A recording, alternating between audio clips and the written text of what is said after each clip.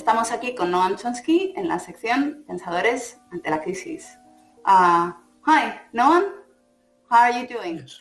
It's also been 20 years since the Seattle the Seattle protests, and also almost 20, like a bit less than 20 years from the Genoa protest. There's been left-wing action for quite a long time. It's just that it doesn't quite seem to settle somehow. Why do you think? But these are very close to left victories. You don't win in one shot. Take women's rights. It isn't as if somebody stood up in 1965 and said, "Yeah, let's have women's rights."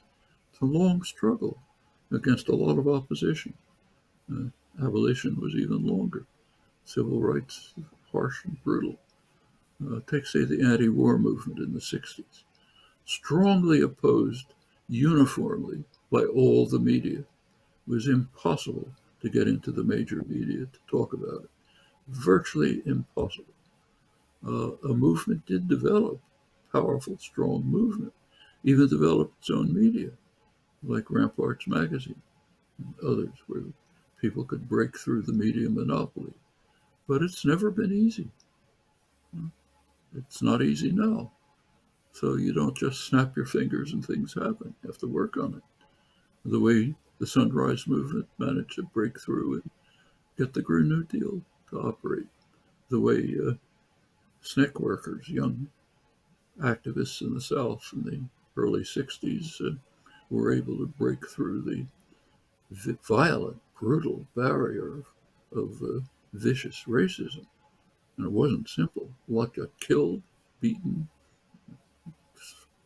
brutally attacked by the police, state troopers, and others. It was extremely ugly. But they finally managed to get some successes. Okay? That's the way things happen. The power doesn't say, "Please take it away from us." That doesn't happen.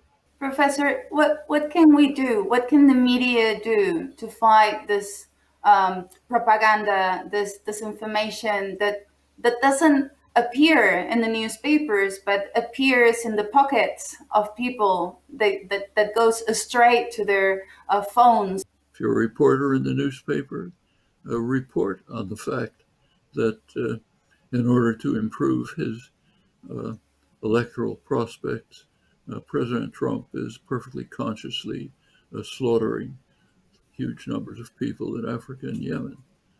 Maybe the editors won't let the article through. I don't know. Actually, there are some reporters who do this. It's not 100%.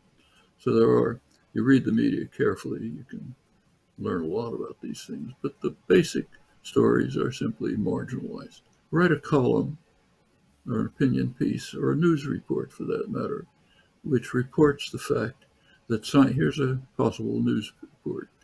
Scientists all over are saying another pandemic is coming, harsher than this one, unless we do something to prevent it. And the way to do something to prevent it is to look at the sources of the current pandemic. So let's look at those sources, and I'll do it for the first time.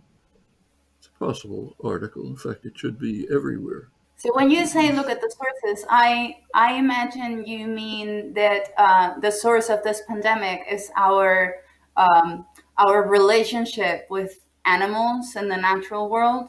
So that's not what I'm saying. That's a part of it, but a small part, very small part. The primary source of the pandemic is something called capitalism exacerbated by neoliberalism. We see that instantly as soon as we look at what happened. Okay, it's pretty simple. 2003, there was an enormous coronavirus epidemic, the SARS epidemic. It's very similar virus to the current one.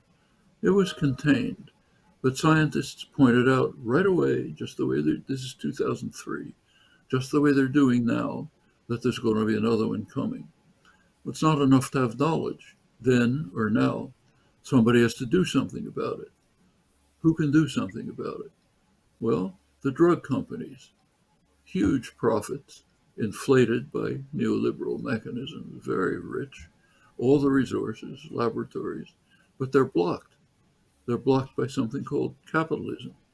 There's no profit in it.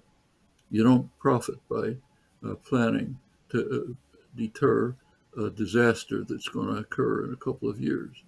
So, thanks to capitalist logic, they're out. What about the government? Actually, the government does most of the research, supports most of the research, public funding, national labs, research institutions, and universities. Most of the research that and development that leads to drugs and vaccines is in the public sector. So why doesn't the government step in? That's where you get neoliberalism, savage form of capitalism, which says, go back to Reagan and Thatcher, there's no society, government is the problem, not the solution. Everything has to be placed in private hands. Government can't do it. So thanks to savage capitalism, the government is blocked. So both sources are blocked. That's the main source of the pandemic. This is such an honor to me. I'm very, very glad I got to see you tonight. Good. Happy to talk to you. I'm sorry to have to leave.